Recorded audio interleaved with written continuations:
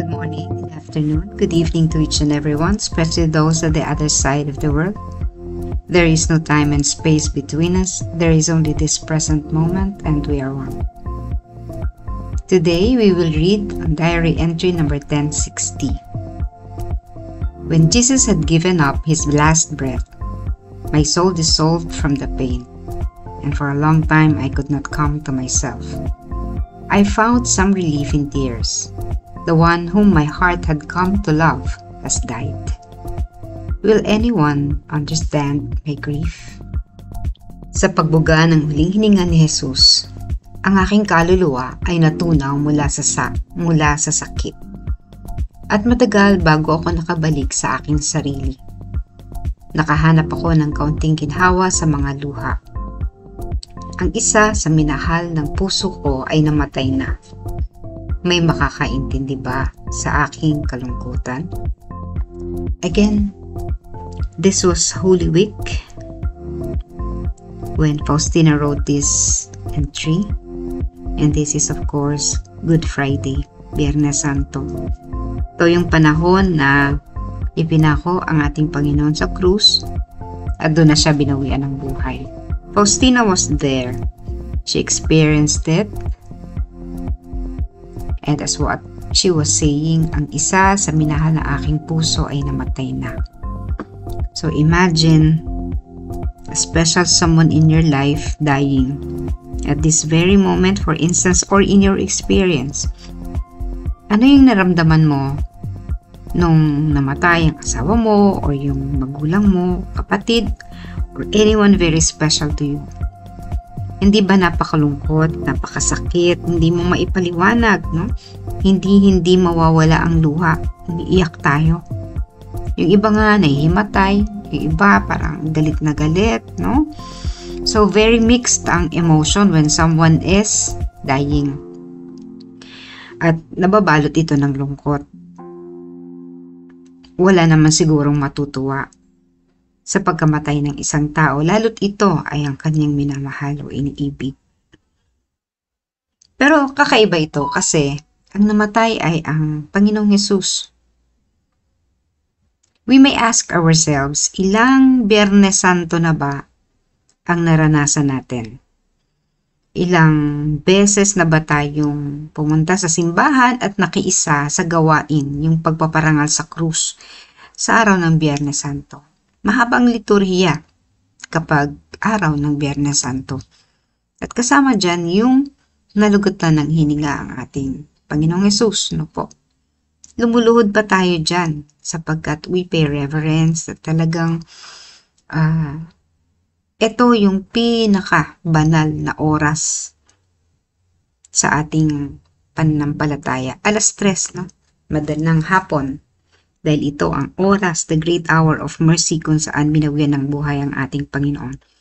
Pero ilan sa atin ang nadarama ang lungkot na nadama ni Faustina. Ako, aminin ko sa inyo, hindi pa ako napaiyak. Sa lahat ng every year naman, no? Simula nang ako nasa Divine Mercy, every year yan. Hindi ko namimiss ang Biyernes Santo, pagpaparangal sa krus, ang liturhiya dyan, na aabutan ko iyan.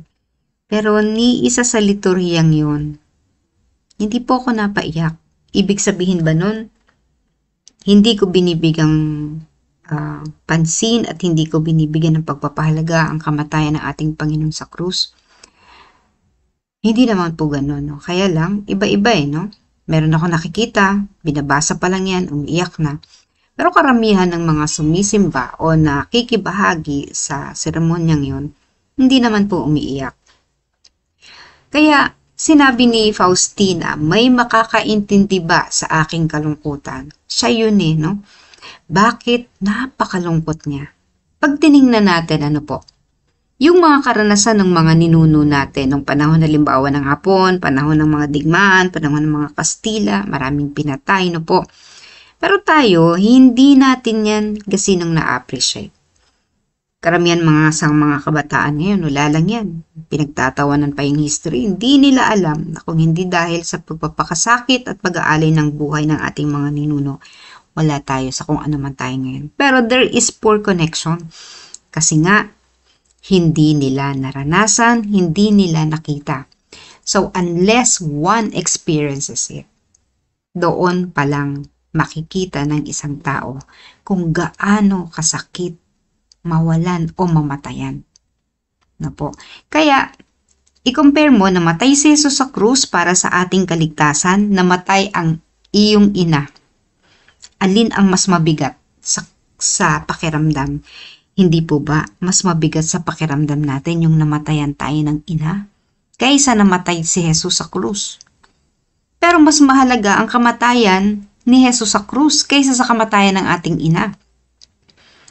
Sapagkat ang ating ina hindi naman ganong kalaki ang misyon. Nung siya'y nabuhay sa lupa, hindi ganong kalaki ang kanyang misyon.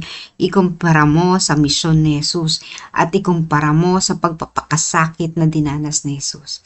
But then the question is, bakit hindi natin nararamdaman yung lungkot kapag Biyernes Santo na inaalala yan?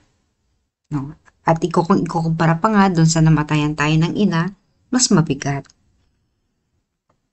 Yun po yung siguro isang dahilan kung bakit sa kabila ng ginawang pagliligtas sa atin ng Panginoong Yesus several years ago or 2,000 years ago, bakit marami pa rin na mga kaluluwa ang nabubulid sa kasamaan? Sapagkat hindi sila makakonekta, hindi nila ma-relate yung sarili nila sa nangyaring yun sa ating Panginoon. Kung bakit nangyari yun sa ating Panginoon. There is poor connection. Hindi makakonect. Hindi katulad ni Faustina. She was able to connect personally. She was able to see what happened.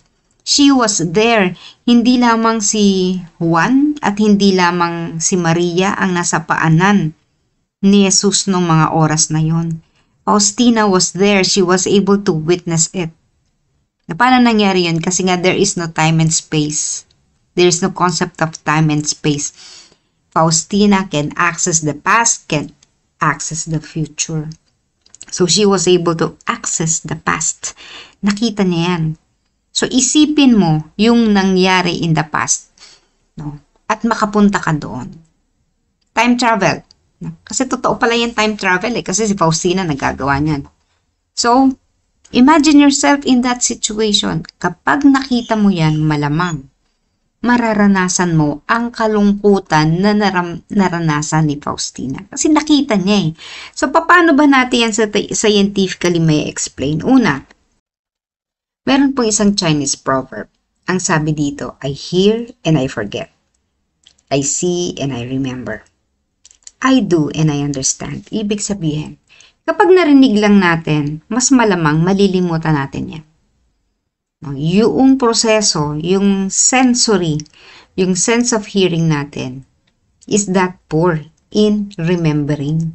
Kasi kapag narinig mo lang, mas malamang malilimutan mo yan.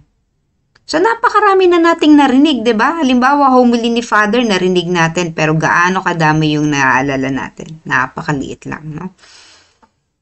So, marami na rin tayong narinig na mga bagay sa mga sinabi sa atin ng ating magulang. Pero ilan ang na tatandaan natin doon? Napakaliit na porsyento. Kung maririnig mo lang, mas malamang malilimutan mo. Pero kapag nakita mo, mas matatandaan mo. Ibig sabihin, yung sense of sight is more powerful than the sense of hearing. In terms of remembering, no? Kapag nakita mo ang isang bagay, lalo ng isang kahindik-hindik na bagay, katulad ng kamatayan ni Jesus sa krus, kung nakita mo kung paano siya pinahirapan, no? Nakita mo sa pamamagitan ng sariling mata, then you will remember it. If you see your father or your brother being killed in front of you, you will never forget it.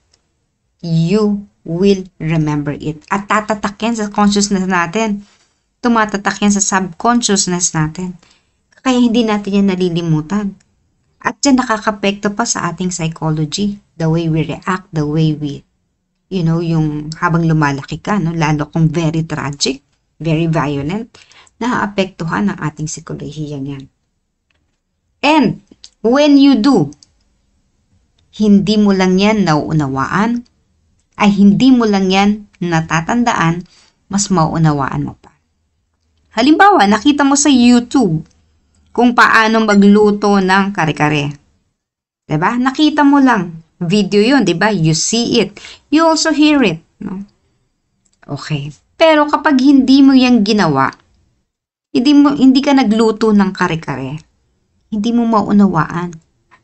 Pero kapag yan ay ginawa mo na, ganito pala, nakakapag-experiment ka pa, no? Kailangan pala mas dagdagan ko ng ganitong ingredient para ganito ang maging lasa. So, mas nauunawaan natin ang mga bagay. So, that is hearing, seeing, and doing. At sa tatlong yan, pinakamakapangyarihan yung gagawin mo mismo, isa sa praktika mo. Now, another thing. Okay, so let's look at the multisensory learning. Students remember 10% of what they read. So, kung isang mag-aaral ka, pag pinapabasa lang yan ng guro, no? 10% lang yan ang maalala mo sa binabasa mo. Alright? Have you tried that? Ako, mahilig ako magbasa, no? Pero talagang hindi ko yan nasasaulo. Kung one passing lang yan, no? Isang pass lang, hindi yan matatandaan lahat. So, sabi dito, isa itong pag-aaral, students will all remember 10% of what they read and 20% of what they hear. 20% of what they hear. So, yung 20% kapag itinuturo ng guro sa pamamagitan lamang ng pagsasalita, 20% ang matututunan. So, if you are halimbawa now watching a Zoom meeting, nagsasalita lang ang speaker, you will only remember 20% of what you hear. So, halimbawa ngayon, no?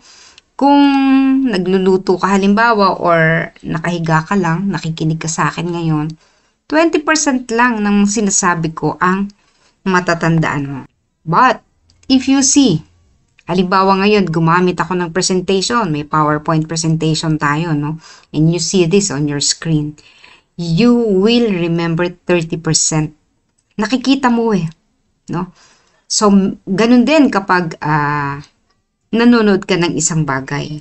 Halimbawa, Charlie Chaplin, no? Nakikita mo lang yan, wala yung sound. So, you can only remember 30% of it. Mr. Bean, wala ring sound yan, no? Nakikita mo lang. So, ang natututunan mo sa kanya, 30% lang.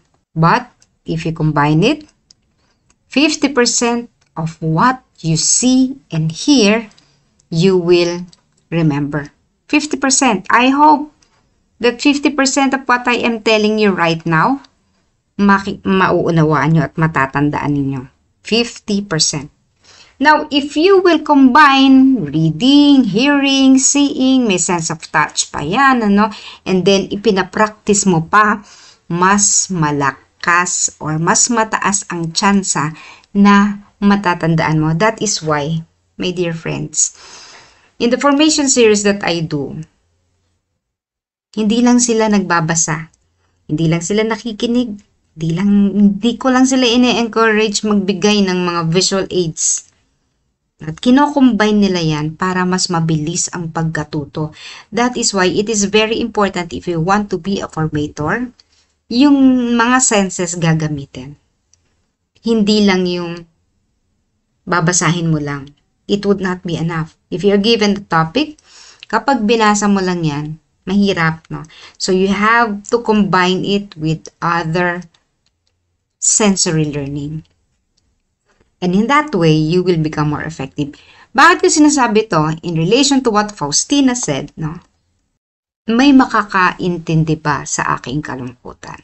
So, matindi yung effect sa kanya ng pag-witness niya. Nakita niya, narinig niya, punong-puno ng emosyon yun. Kaya, yung epekto sa kanya matindi din. At yung purpose kung bakit namatay si Jesus sa krus, unawang-unawa rin niya ni Faustina. Because she was able to see it, to witness it, to hear it. Kaya ganoon din tayo, no?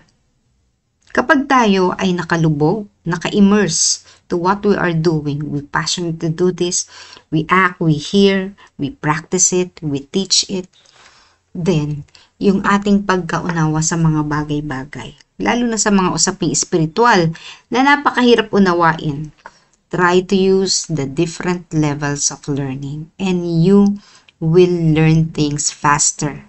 You will remember things more kaysa sa yung simple lang na nabasa mo, Bible nabasa mo, pero hindi mo nakita, no? So, kapag nakikita mo yan sa mga living things na i-relate mo yan sa nangyari sa paligid, then you get a deeper understanding of the Bible. And then, if you practice what the Bible says, then you become more tuned in to the divine. No? Mas nakaka-tune in yung kaluluwa natin doon sa kabanalan, doon sa pagiging Diyos ng ating Diyos. At naiugnay natin ang ating kaluluwa sa ating Diyos. So that is the reason why Faustina was so very emotional nung mga nung mga oras na yun. Kasi nakita niya, narinig niya, na-witness niya.